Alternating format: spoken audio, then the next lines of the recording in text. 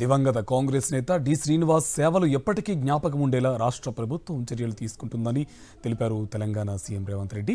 ఆయన పార్టీకి చేసిన సేవలను గుర్తించి డిఎస్ మృతదేహంపై కాంగ్రెస్ జెండా కప్పడంతో పాటు అధికార లాంఛనాలతో అంత్యక్రియలు నిర్వహిస్తున్నామన్నారు. నిజామాబాద్లోని డిఎస్ నివాసానికి మంత్రులతో కలిసి వెళ్లిన రేవంత్ రెడ్డి ఆయన పార్థివ దేహంపై పుష్పగుచ్చం ఉంచి నివాళులర్పించారు. ఈ దురదృష్టకరమైన వార్త నాకు చేరిన ఎంబడే రాష్ట్ర ప్రభుత్వ అధికారులకు ఆదేశాలు ఇచ్చి అధికారిక లాంఛనాలతో డి శ్రీనివాస్ గారికి దహన సంస్కారాలను నిర్వహించండి. హుటాహుటిన మా డిప్యూటీ సీఎం బట్టి విక్రమార్క గారిని, శ్రీధర్ బాబు గారిని, ముఖ్యమైన నాయకులందరినీ డి శ్రీనివాస్ గారి ఇంటికి వెళ్ళి వారి పార్థివ దేహం మీద కాంగ్రెస్ పార్టీ జెండా కప్పి కాంగ్రెస్ పార్టీ తరఫున వారి యొక్క చివరి కోరికను నెరవేర్చే బాధ్యతను మా మంత్రివర్గ సహచరులకు ఇవ్వడం జరిగింది. డి శ్రీనివాస్ కుటుంబం కాంగ్రెస్ కుటుంబం. ఈ కుటుంబానికి ఎప్పుడు కాంగ్రెస్ పార్టీ అండగా నిలబడుతుంది.